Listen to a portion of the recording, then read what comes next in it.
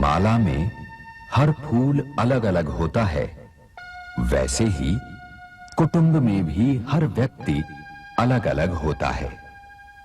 परंतु जैसे कच्चे धागे की एक डोरी फूलों को जोड़े रहती है, उसी तरह कोई न कोई डोरी कुटुंब को भी जोड़े रहती है। इस डोरी के बिना न माला बन सकती है और न ही कुटुंब। परंतु इसका मतलब ये नहीं कि डोरी ये समझने लगे कि वही सब कुछ है।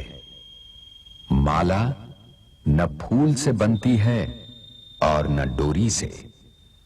माला बनती है फूल और डोरी के मिलन से। अच्छी माला में ये डोरी दिखाई नहीं देती। अच्छे गुंदे हुए कुटुंब में भी ये डोरी दिखाई नहीं देती। इस डोरी को दिखाई देना भी नहीं चाहिए। दिखाई तो देनी चाहिए माला, दिखाई तो देना चाहिए कुटुंब। माला में हर फूल का रंग अलग हो सकता है, हर फूल की सुगंध अलग हो सकती है।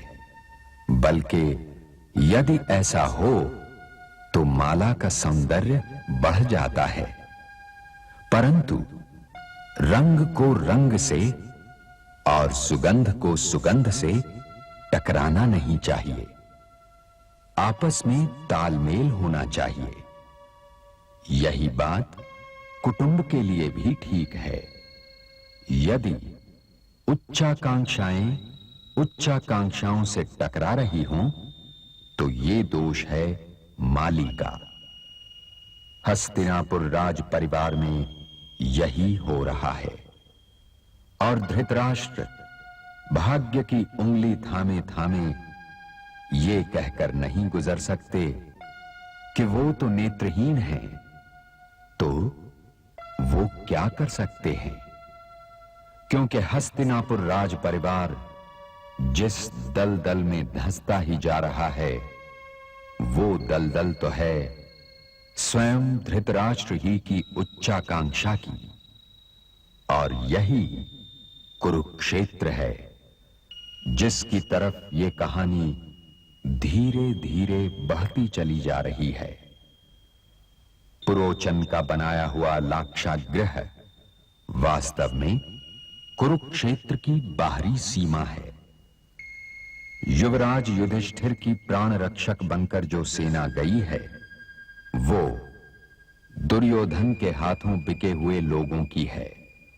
और उसने लाक्षागृह को केवल इसलिए घेर रखा है कि जब लाक्षागृह में आग लगे और पांडव बाहर निकलना चाहें, तो ये सेना उन्हें बाहर न निकलने दे।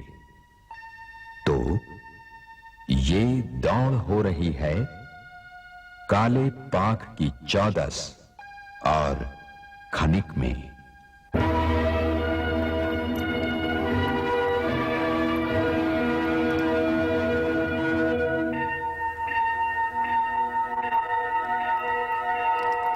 दुर्योधन पुत्री, ये दिन कैसे लग रहे हैं? एक नवीन आनंद का अनुभव कर रहा हूं मामाश्री। अब तुम्हारे और हस्तिनापुर के युवराज पद के बीच केवल 3 दिन की दूरी रह गई है दुर्योधन, केवल 3 दिन।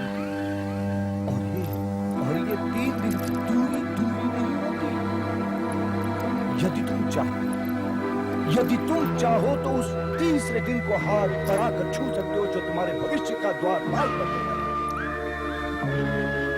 दुर्योधन, आंखें बंद करके कल्पना करो, वो लाक्षागृह धाए धाए चल रहा है और पांचों कुंती पुत्र चूहे की भांति इधर उधर भागते किसी बिल को खोज रहे हैं। परंतु उन्हें बिल नहीं मिलेगा, क्योंकि पुरोचन ने उस लाक्षागृह में बिल बनाया ही नहीं। पुरोचन ने उस लाक्षागृह में बिल बनाया ही नहीं।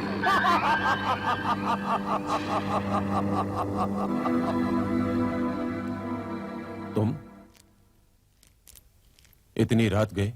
इतनी रात गए कष्ट देने के लिए क्षमा चाहता हूँ, परंतु समाचार ही ऐसा है जो शीघ्रता की मांग कर रहा है। क्या समाचार लाए? गंधार नरेश ने काले पाक की 14 को लाक्षागृह में आग लगाने का निर्णय लिया है। यह समाचार तुम्हें कहां से मिला? भीलू के उस परिवार से जो इस अशुभ कार्य में पुरोचन का सहयोगी है। और आग लगाएगा कौन? स्वयं पुरोचन। तुम तुरंत वाराणसी चले जाओ और युवराज कुमार से कह दो कि काले पाक की 14 अमावस की रात है और वो एक रात पहले ही उजाले का मुख देखे। जो आज्ञा महाराज। काले पाक की 14। उन्होंने काले पाक की 14 को लाक्षागृह में आग लगवाने का निर्णय लिया है युवराज, और विदुर जी ने कहा है कि आप एक रात पहले ही उजाले का मुंह देखें। काले पाक की 14? जी युवराज। ठीक है, तुम जाकर हमारे सेवकों में मिल जाओ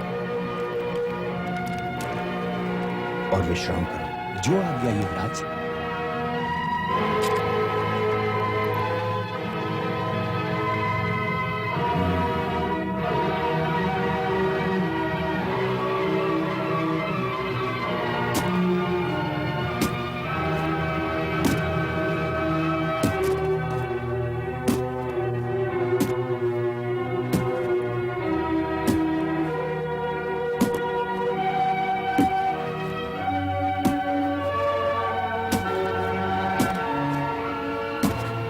कनेक, कुमार, आप आकेट को जाइए, अश्वारोहण कीजिए। ये कोई घूमने फिरने की जगह नहीं है। मैं यहाँ काम कर रहा हूँ, क्षमा चाहता हूँ। मैं भ्राताश्री युधिष्ठिर का संदेश लेकर आया हूं। तो बातों में समय क्यों खोटा कर रहे हैं कुमार? संदेशा दीजिए कि मैं अपने कार्य में लग जाऊं। तुम्हें कुमारों से बात करना नहीं आता है कनेक? मुझे विदुर जी ने कुमारों से बात करने के लिए नहीं भेजा है कुमार। मैं अच्छी बात नहीं करता, मैं अच्छी सुरंग खोदता हूं। भ्राताश्री ने कहा है कि काले पाक की 14 से एक दिन पहले यह कार्य समाप्त होना चाहिए, क्योंकि हम लोग एक रात पहले ही इस लाक्षागृह में आग लगा के निकल जाना चाहते हैं। अर्थात हमारे पास अब केवल 2 दिन हैं। केवल 2 दिन। यदि आप कार्य समाप्त करने का अवसर प्रदान करेंगे तो मैं यह कार्य कल रात तक समाप्त कर सकता हूं। युवराज से कह दीजिएगा कि सुरंग का मुंह उन्हीं के कक्ष में खुलेगा आधी रात के उपरांत।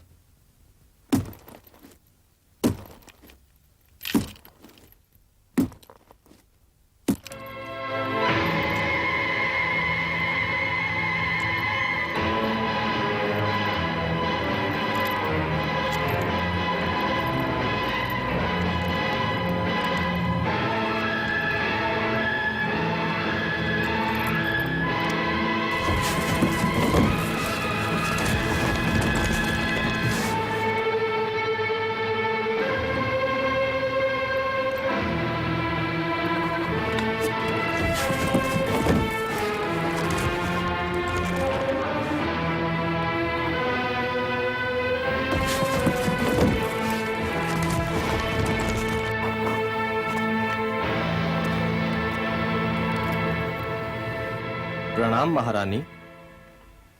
प्रणाम युवराज। हम आपके बड़े आभारी हैं। ये आप क्या कह रहे हैं युवराज?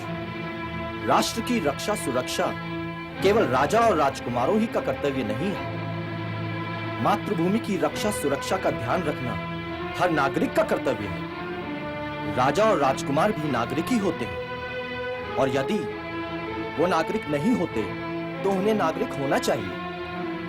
ये सुरंग तैयार है, इसका मुंह छिपा लीजिए और इस सेवक को आज्ञा दीजिए।